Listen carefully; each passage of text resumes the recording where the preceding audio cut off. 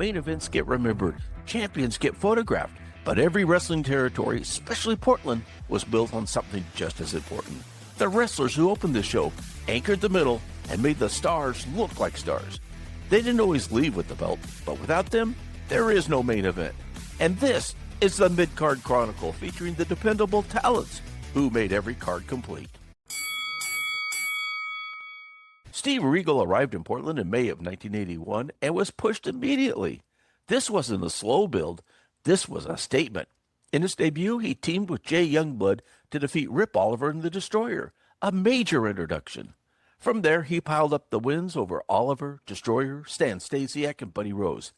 That's not mid-card positioning, that's upper-card trust. Regal went on to capture the Northwest Heavyweight title twice and the tag team titles twice with Matt Bourne. For a time, he was one of the central figures in the territory. Then came the injury. A shoulder issue sidelined him through much of November and December of 1981, right at a time when momentum matters most. He returned in January of 1982, but things had changed. His partnership with Matt Bourne unraveled. Bourne turned heel, and the two entered into a heated feud that culminated in a loser-leave town match on March 9th, 1982.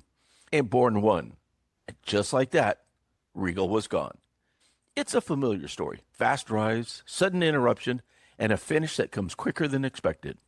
Outside the ring, Regal had strong ties to the business. His father-in-law was Wilbur Snyder, a respected name in wrestling circles. And yet, after his career, he disappeared. No convention circuit, no fan appearances, no looking back. Instead, he moved into the corporate world, taking on an executive role with General Motors.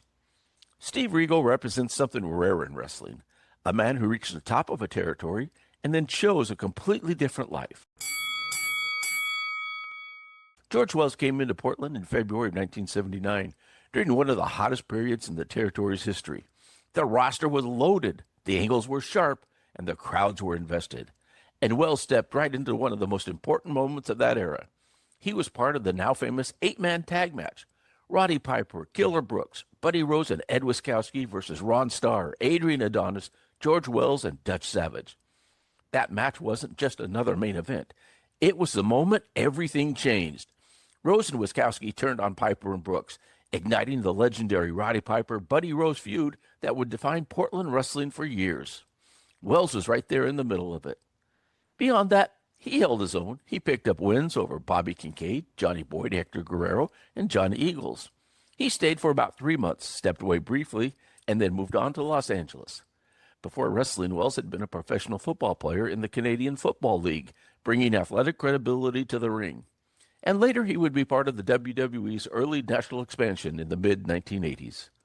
After wrestling, he worked as a drug counselor in the Bay Area. George Wells may not be the first name you think of when recalling Portland's golden era, but he was there when one of the most important chapters was written. Frank Dusek entered Portland with less than a year of experience, and he walked into chaos. Not bad chaos, peak chaos. Buddy Rose, the Sheepherder, Stan Stasiak, Dutch Savage, Rip Rogers, Roddy Piper, Ron Bass, Rick Martel. That was a stacked territory. Dusek started modestly. Wins over Steve Pardee and Johnny Mantell, balanced with losses to King Parsons, Mantell, and Piper. Nothing unusual, nothing that suggested a major rise. And then timing stepped in. Rick Martel left for a tour of Japan, and just before he did, Dusek turned heel. Suddenly, Dusek was in main events. He defeated Ron Bass. He feuded with Buddy Rose and the Sheepherders. It was a rapid climb. But behind the scenes, things weren't smooth.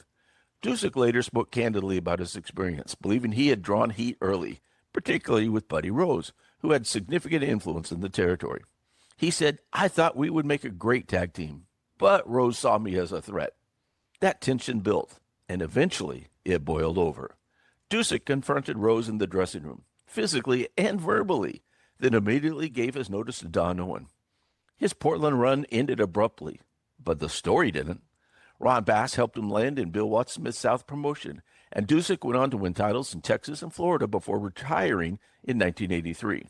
Frank Dusek's story is about friction, talent, opportunity, and conflict behind the curtain. Mike Webster is another example of how different a wrestler's career could look depending on the territory. In Vancouver, Webster had a strong run. He captured the Pacific Coast and Canadian tag team titles, teaming with the Skull. He scored wins over Dean Higuchi, Sean Regan, John Quinn, Duncan McTavish, and Bob Remus. That's a solid resume. But in Portland, a very different story. He debuted in 1971 and spent most of that time in the mid-card. In one stretch, he wrestled 5 nights in Portland, lost to Jimmy Snuka, Lynn Shelley, Beauregard, and Lonnie Main. He returned in 1973 for a handful of matches, including a draw with Dutch Savage. In 74, he picked up a single win over Eric Froelich. That contrast is striking. Top-tier success in one city, mid-card in another. In his Ring Around the Northwest interview, Webster spoke highly of Don Owen, saying, "He always treated me well. I should have been thanking him for the work." But Webster made a decision. He saw the future. He says, "I was starting to have success. There was talk of Japan and world championships, but I had applied to grad school, and I couldn't see myself wrestling forever." So he had seen older wrestlers, their bodies worn down, in constant pain, and he chose a different path. Mike Webster didn't fade out. He stepped away. Not every wrestler becomes a face of a territory. Every territory survived because of the ones who showed up night after night and make the card work. The steady hands, the character builders, and the glue that held it together. This has been the Mid-Card Chronicle, because without the middle, there is no main event. This series is based on the Encyclopedia of Portland Wrestlers by historian Mike Rogers. It's available now on Amazon, and new episodes drop every Friday. So be sure to subscribe and follow us on Spotify, Apple Podcasts, and on YouTube. I'm your host, Frank Culbertson, and thanks for joining us here on the Mid-Card Chronicle.